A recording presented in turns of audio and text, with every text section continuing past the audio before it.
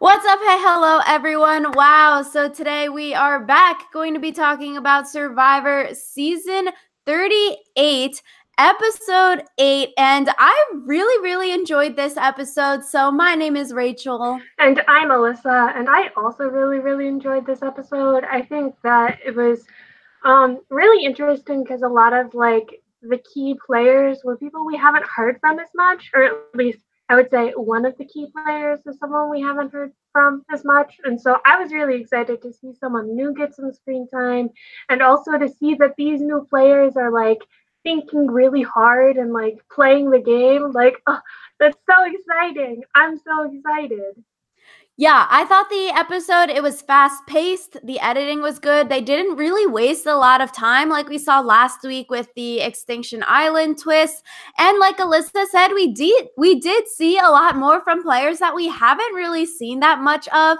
So I was very excited. I think a great episode for War Dog. Aurora finally got some screen time. We hear from Gavin and Julie a little, and then even some Ron, Eric, and Victoria. So I think all around, I enjoyed hearing from the new people in like a strategic sense because I feel like we haven't seen a lot of them previously, and that's why we really don't care about many of them. But I thought it was very interesting, and it fit well with like the whole storyline of this episode. Yeah, I thought it was just like you said, the editing was really good, and it was fast paced enough that there was never a point where I was like, ugh, I'm bored. Because I think last week when they were doing all the edge of extinction stuff, I was like, ugh, I'm bored. But this time that didn't really happen, and I was really happy about it. So Yeah, so with the confessionals this episode, a lot of people are saying that Aubrey is going to be the person who potentially makes it back into the game with the second Island of Extinction challenge because Kelly Wentworth, she has the most number of confessionals with 25, and then Aubrey's like third with 23 confessionals, even being on Extinction. So a lot of people are thinking it's potentially good for Aubrey getting back into the game once the second challenge happens. yeah, I think especially since she's done the practice and they're definitely giving her screen time despite still being on extinction. So I think that right now, Aubrey, if she does get back in the game, still has winner potential. So I was really excited about what they did show of Extinction Island, partially because I'm a really big Aubrey fan. So Yeah, so, I think so the exciting. Extinction Island advantage, I think it was a nice amount of screen time they spent with it this episode. So it's only one section of the episode, not like, okay, we cut back to it after the commercial break. I think, yeah, Aubrey finding the advantage. It was sort of funny. Like, Rob has a podcast. They were reading question, comments, stuff like that. And then people are saying, like, why don't the contestants just look for the massive puzzles on the island instead of looking for the clues? And I thought that was funny because, yeah, like, literally Aubrey just walked to a different part of the island and there's this whole like puzzle maze set up, but obviously it's probably not like you can find the puzzle maze and not find the clue beforehand. It was just a little funny comment people were saying online. Yeah, I think it might be one of those things where you don't want to spend all your energy walking, especially because they're not getting tons of food, and so it's why expend all of those calories without a direction to go in? But yeah. Yeah, so Aubrey finds this advantage. I think funny Reem got I got to give her credit this time. Usually we sort of bash on Reem a little bit, but what she said to Eric when Eric came to Extinction Island was very funny and I chuckled at the end of the episode. I don't remember what she said to him, so I don't think I found it that funny. But I also am just low key very annoyed with Reem, just because I don't think she has the potential to win the game. So I'm kind of annoyed that she's still getting screen time, even though she's probably not going to get back in. And if she does get back in, she's not going to win the game. So Yeah, so episode comma 6, sort of weird. I was like, since when were Eric and Ron close? Since when were they like the dual puppet masters kind of thing? And I think it was sort of interesting that, like, okay, we haven't really seen them as a duo ever. I would really more so see maybe Eric and Gavin as a duo, since we've seen them close and talk and work together. And then they're like Eric and Ron, and I'm like, what the heck? Like, Ron of all people being the puppet master, where does this make sense? Yeah, I feel like they kind of presented it as like, obviously Eric and Ron are the two people in charge, and I was like, I must have really missed something because I didn't think they were ever that way. So, yeah. I thought it was really interesting that Eric and Ron were in charge. Like, just who they are as people, I don't see them as very good at being in charge. And honestly, they weren't super good at being in charge, but that's a different story entirely. Yeah, I think it's interesting using the family bait to keep people settled. They're saying that like it's an interesting idea, but they're saying players who have played the game before are saying that it's not really anything new. This is like really just the first time that Survivor has shown it like on the TV screen. So it's an interesting strategy, right? Like, you have a large alliance and you need people to feel calm or to feel like settled in it to get to the family visit, which could be like 6, 7, 8 kind of thing. Or maybe there is no family visit, because sometimes that happens. But I thought it's an interesting tactic to keep people settled. I guess one of the first times that we are seeing it on the TV screen, so it seems very like novel and new. But apparently it's not that like a brand new mind-blowing idea, which is also interesting, I feel like. But it is something that I think could be useful if you're working with a lot of stupid people who don't necessarily care if they win the game, but they're just fine with having their family member come to the island. Like, it seemed to me like it was very blatant manipulation, just like looking at it from like a viewer standpoint. Just, I feel like if someone was like, "Now we got to stay together, otherwise you won't get your family," I'd be like, "Dude, I can get to the family visit without you." Just, I think it's interesting that they did choose to show it, especially if it is a common thing, because it's like, I think it definitely doesn't do good things for like how they portray like Ron and Eric, because it does make them seem kind of like dictatorial, I think. And I think that like showing the whole like, oh, you're not gonna get a family visit thing is kind of set them up really well for like Eric's eventual downfall at the end of the episode, because it was like, you were happy that Eric went home. I think like I was happy Eric went home. So Yeah, I could like, it is sort of manipulative. Like, you are sort of blackmailing them. Like, we need to stay together. Otherwise, like, what's the point of playing the game? Because you would have let down your family. They're maybe in Fiji, and then you're just one vote away. But we've seen in the past, if you get voted out right before family visit, you still get to see them at Ponderosa. So that's all, consolation prize kind of thing. So yeah, it is like very sort of manipulative brainwashing, but in a sort of subtle enough way that if you are working with dumb enough people that, they might fall for it and then feel content in the fact that they are like 5th, 6th, 7th in your main majority alliance, and then they get the rug swept under their feet. yeah, I think it was also really interesting how the Kama tribe was very obvious about like Kama 6 versus Kama 7. Like, Aurora knew that she was on the bottom, and I think that if Kama had been smarter, they wouldn't have let her know she was on the bottom the way they did. So Yeah, I think War Dog, he had a very good episode. I think, credit where credit is due as well. Sort of like not a huge War Dog fan in other episodes, but I think he had a really great episode tonight. With, I guess, starting with War Dog talking with Devins.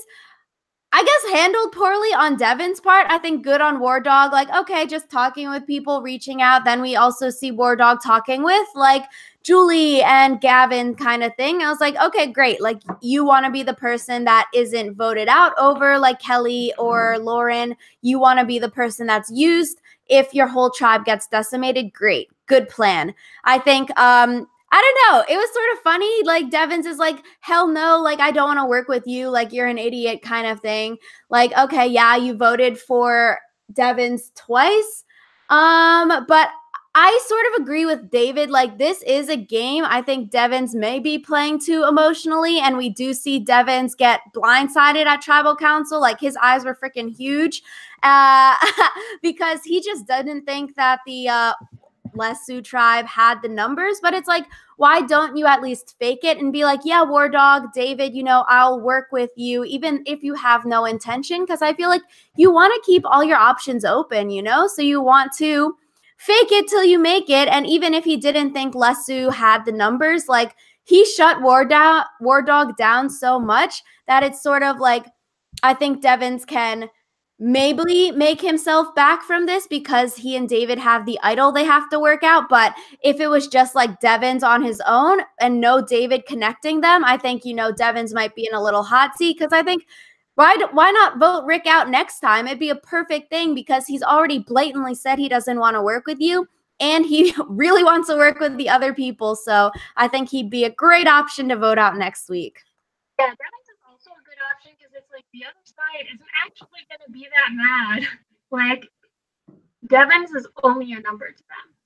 And I think that, like you said, you should at least pretend. Like, even, I feel like Devins was just so, like, very, very negative about it that, like, he ruined his chances if he ever, like, wanted to work with them for whatever reason. Like, in this vote, for example, they have the majority. And, like, if he then, like, goes crying to them because they have the numbers now, they're going to be like, well, you said you didn't want to work with us. You actually said you hated us. And he kind of, like, shot himself in the foot with that, I think. So I guess I was expecting more from Devins. I thought that he was going to be better at, like, not playing super emotionally, but like you said, I think he really did play very emotionally. And I think sometimes it's hard because, like, sometimes people tell other people, like, oh, you're just playing with your emotions when they make, like, decisions that the person doesn't like. But I really do think that Devins was playing using emotions. So Yeah, because I think the only reason he's like blatant no to War Dog is because he's like, okay, War Dog, Lauren, Kelly, what? That's 3 in a tribe of 12. And then he doesn't think David wants to go with them. So it's like, it makes sense that you would say no to working with them, but I think it makes a little bit more sense if you think about it strategically. Like, okay, we need to work together, or like I am open to the idea, because you never know where things are going to go. Like everyone says, okay, well, it's Survivor, like you need to have all your options open.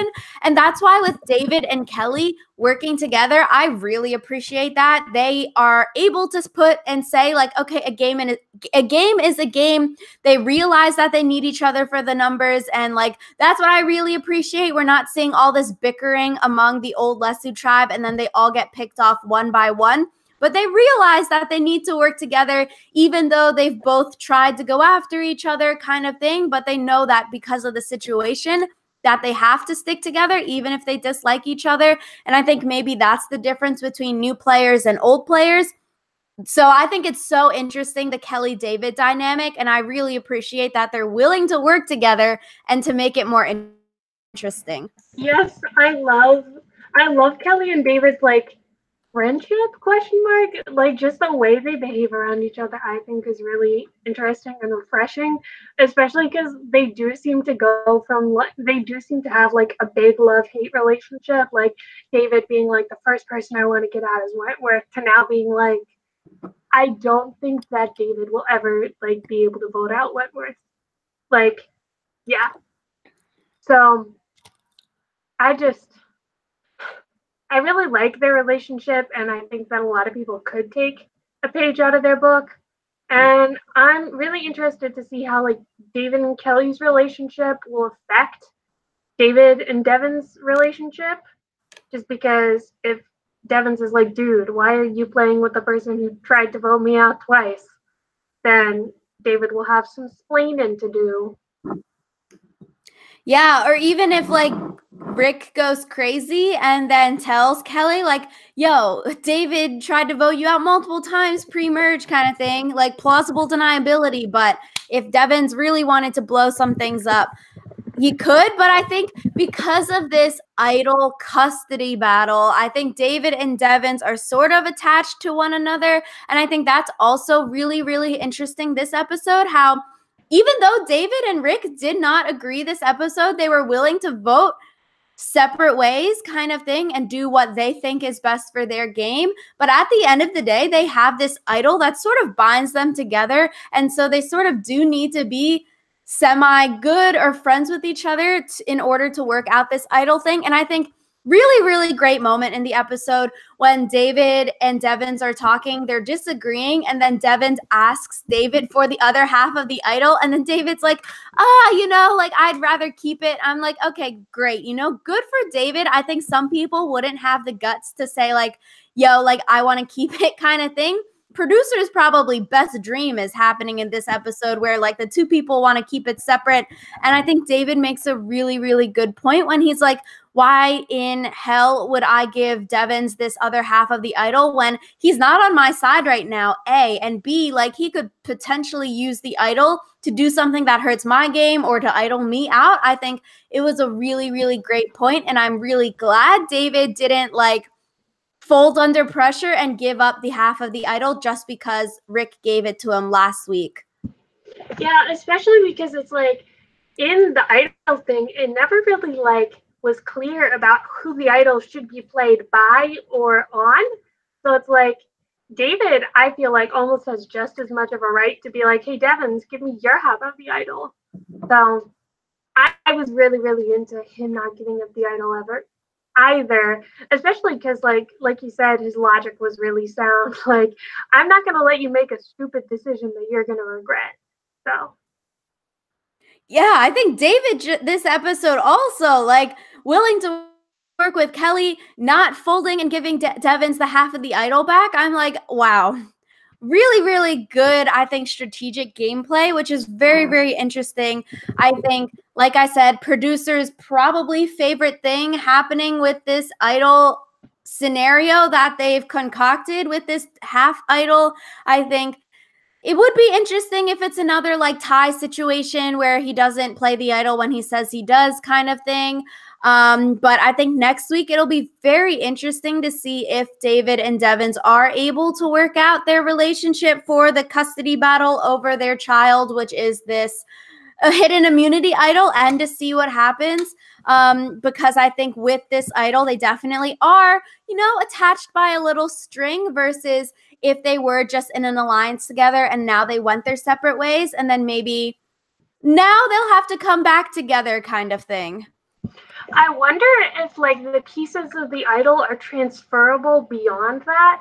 Like, could David give Kelly his half of the idol to be like, now Devins and Kelly have to talk, or something like that? Like, it would be a really bad idea, I think, because I feel like at that point Devins would be like, you know what, it's not worth it. But it would be interesting, like, what the rules of transfer on the idol halves are. But that was totally a tangent. Sorry. I do think that it'll be interesting to see how David and Devins' relationship changes because of this idol, because I think they could try to work things out, but I also think it could explode. Like, you're supposed to be my ally and you're not doing this thing that you're supposed to do in order to help me get better at the game. What kind of ally are you? So that's really interesting. And I kind of like it that the idols are still like the halves are still apart, because it like adds some tension, because it's like that like a tie type of betrayal could happen, and I just really like that. So yeah, I think it'd be very interesting if we do see that kind of betrayal. I think, yeah, just their whole relationship is very, very interesting. And I think it also goes to show, like, if this happens for other people, like we've seen, like Chrissy and Ben, like where they hate each other for some weird reason. But David and Devins able to vote separate and then hopefully can still be friends after it. And so I think that also goes to show how good their characters are, that like they realize it's a game. Devins needs to realize it's a game more so, and maybe do what's best for his game, especially after realizing this week that the yellow tribe doesn't have all the numbers that he thought they did. And they also just like aren't as secure of a choice, I don't think, because the yellow tribe has proven that they're willing to like cannibalize themselves. Like obviously Lesu kind of did that as well, but I think that the yellow tribe is really only at that point was really only playing to benefit Eric and Ron. So Yeah, so War Dog's plan, target the young comma like Julia, Gavin, and then in vitro Victoria. We never see War Dog and Victoria talk, but we don't see like War Dog trying to pitch to Eric or Julie. So I think like these one-on-one side conversations, like even it seemed like War Dog's plan. It wasn't like he was hoping it would work, but he was hoping in the long term it would work and they would target like Kelly and Lauren before they targeted War Dog. So he was setting himself up very, very well to be used later. And then I think, wow, great. The plan worked 110% better than War Dog thought. And that his seeds of doubt within Julia and Gavin worked right now and not like two votes down the line when he potentially wanted to set himself up to be saved over other people. yeah, I think it's interesting too that War Dog kind of did the whole thing Aubrey did, where it's like they cut together him basically having the same conversation 5 different times or whatever. And so I think it's interesting that it was seen as a bad thing when Aubrey did it, and when War Dog did it, it was like a good thing. But then also like everyone's reaction, like you said, was very immediate, and I wonder if that was like War Dog's doing or if it was just situationally or what. Just because Julia said pretty much after, like right after she had her combo with War Dog, was like, it was like my eyes were open. So. Yeah, and I think War Dog had really, really good points in his like pitches to these people, like saying David and Devins might be the 3 and 4 that is needed once they get to the comma 6 or 7 left to flip the game, and then they would have majority and then they have a final 4. I think it's sort of analogous to Ghost Island with Wendell and Dom bringing in Laurel and Jonathan to make a foursome where you sort of bring in 2 people from the other tribe and then you use them when the time is right. And so, yes, like great on Julia too for like seeking out that information, and she sort of confirms War Dog's theory that like, okay, Eric's being a little sketch. He doesn't want to vote David out right now. But I also think, like Victoria said, it is too early to make this kind of move because I think a lot of people this episode, even though it was great TV, for a lot of the people on the old Kama tribe, I think they sort of screwed themselves over this episode. Yeah, I think it was really interesting though, because I think it's better for the people who did vote for Eric. Like, it might have been too early, but it was still better for them to be on the right side of this vote. Just because, yeah, I had a thought and I lost it. But I do agree that it could have been okay for them to wait another vote, but I also think that pulling the trigger now made it so there was less of a chance that Eric or Ron heard about it. Like Eric and Ron don't have idols, either of them, so it like probably wouldn't have made a difference if they had heard about it, except for that they would have been a lot more bitter about it, maybe. So I don't know. Yeah, because like it's the argument that, okay, you have this information. I think knowledge is very powerful in the game. So it's like Victoria said, 1 vote at least, I think could have been the better move. And you sit on this information until you vote out another blue tribe or old Lesu tribe member, and then cannibalize yourself next week. Because like we saw, last week they voted out Joe. This week they voted out Eric. That is 2 old commas that you voted out back to back, and you're letting, I would argue, the 2 best people in the game to stay in the game in Kelly and David, and they're the 2 returning players, and you're letting them slide by every single week. I think with the whole passenger pilot argument that happened at Tribal Council, Kelly, David, War Dog, Lauren's alliance, they definitely became higher up in the stock. They have a little bit more foothold this week, especially when the numbers are 11 next week. I think their stock in the game rose a lot, but I think for people like the old Kama tribe, who are they really bringing in? I don't see Julia or Gavin being ringleaders of any massive alliance to have 6 people to vote out someone in the minority 5 next week. I don't think Ron's doing anything. And so I think it sets up Aurora can go with old Lesu. Devins might flip back because he might work with David. And then old Blue Tribe has the majority. And then, like, I just really don't see people like Julia gaining the numbers or having any kind of stock or sway in anything they're doing. It seems like War Dog, puppet mastered, he was in charge of this vote. He got what he wanted, and it was really, really good for War Dog's team. Okay, sure, good for like Victoria, Gavin, Julia, and Aurora for realizing that they're on the bottom of the comma 7 and then flipping. But I think with 11 people left, I don't think they have much stock in being pilots, and now they've made themselves passengers. Yeah, they also talked about like the some people have a blank resume, and I feel like this is like a one-line thing to put on your resume, and you need a much beefier one if you're going to be any sort of successful at Final Tribal. I think it would be really interesting if this was like the catalyst for one of those people who's so far been a passenger to like start like working on it. But like you said, I'm not sure I can see any of them doing that. But it would be super cool if like Julia or Gavin did suddenly decide, you know what, I want to play this game and started like taking names. Yeah, because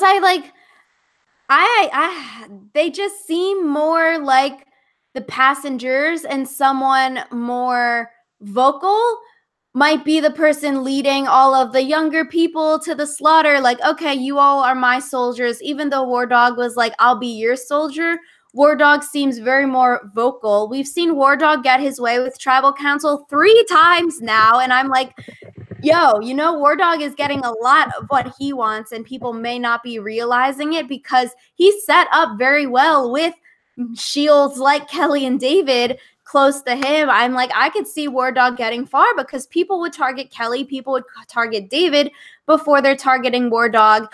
And maybe Victoria, I could see like being a pilot. She strategizes well. She could have some stock, but I'm like, I really don't know like where these people will gain their like street cred and be able to boss other people around and lead other people, because like I don't know, like just certain people I just can't see as leaders of a majority alliance. Yeah. I do think it's interesting how sometimes like offering to be someone else's pawn actually makes it easier for you to use them, like with what you said about War Dog. So that'll be interesting going forward. And I am really interested to see like what's gonna happen, because like right now I think I said last week like I don't really see a lot of these people as potential winner picks, and I don't think I see any more of them as potential winner picks except for maybe War Dog. But this is exciting. I'm excited to like see how like the post merge game can change. Yeah, because I think things changed so quickly. It was great TV this episode. It sort of would have been anticlimactic if they talked about doing the big flip kind of thing and it didn't happen. But if it didn't happen and Victoria was able to convince her tribe that it was too early, we still would have had an idol play from Kelly and or Lauren, because those would have been potentially where the votes were going to fall. I think good on Victoria too, even though she said it was early. She realized the numbers were going the other way and she got on board with the plan. So like she did vote correctly with the majority, but an 8-4 vote for this 12-person tribal council, I think is freaking major. A Ron versus Eric, who you vote out. People are saying like, okay, why didn't they vote David or Devins? So then I don't know. Like with that, it's like you can see both sides. It's like Ron and Eric are still left in the game and they're pissed off at you because you voted David or Devins, but maybe they're a little bit less pissed off because they're still in the game, but you're able to vote out one of their potential henchmen in the future. Or you target Ron or Eric. I really wanted Ron to go home. It's sort of annoying when he talks, but I mean, Eric makes sense. He's more physical, seems more likable. Eric seems really cool. His face has gotten really slim, though. I noticed he had very weird big bug eyes. I'm like, whoa. He must have gotten really skinny because his eyes are freaking huge right now. And Ron, not really sure what he gives to garner a voting out. But yeah, I don't know. I think it's sort of annoying that the contestants are tweeting on Twitter like their thought process behind each vote. Like Julia tweeted that, like, okay, we voted Eric because he's more physical and we wanted someone to compete against Joe at Extinction Island. And it's like, I don't want people to tweet that. Keep it to yourself and just let the game and let the edit be the edit. Like, you don't need to explain yourself on the internet. Yeah, I think it can be hard because people on the internet can be like, "Oh, that was such a stupid decision. Why would you like vote out Eric and not Ron?" Especially because I think the edit might have subtly placed Ron as kind of like a little bit higher than Eric. But I think whether or not Ron goes home like next week or like in the near future depends on how he reacts to this whole thing. Because like if he blows up about it and is like, I can't believe you would do this. We were karma strong, blah blah blah blah blah. I think that would definitely be bad for him and could like spell his doom. But yeah. Yeah, I think Eric is just seemingly more likable too. I don't know. I don't see Ron with his pants winning the game. So you can keep him in. And then like Ron and Julie, are they really I mean, okay, last week we saw Julie have screen time and she's strategizing, she's playing for her family. But yeah. Yeah. I just think like going forward, Ron probably won't be as big of like a threat because his people are no longer following blindly, and he can't do the whole "haha, we're karma strong" thing anymore because he knows they're not. So Yeah, and I think for Gavin, since we've seen Gavin and Eric be close, I think maybe this move was potentially not the best for Gavin because we all thought that Gavin and Eric were buddy and close. So right now, Gavin just literally voted out someone he was potentially close with. I guess we really don't know with this vote. So I think for Gavin, this could potentially be a very, very bad move for the future because now I'm like, who is Gavin aligned with? Is he really, really close with Julia and Victoria? And that's why they voted together? Like, is Aurora in with you three and you have like a little four-person pact? Or next week, is Aurora going to go with the old Lesu people because her and Kelly and Lauren seem to be close after the whole Joe vote out thing. So it's like really, really interesting, I think, going into next week that we have all of these like different factions because you sort of have like Kelly, Lauren, and War Dog as a group. Devins is sort of randomly in the middle. Same with Aurora. David could technically go either way still also, but hopefully maybe we can see the Kelly David thing continue to flush itself out.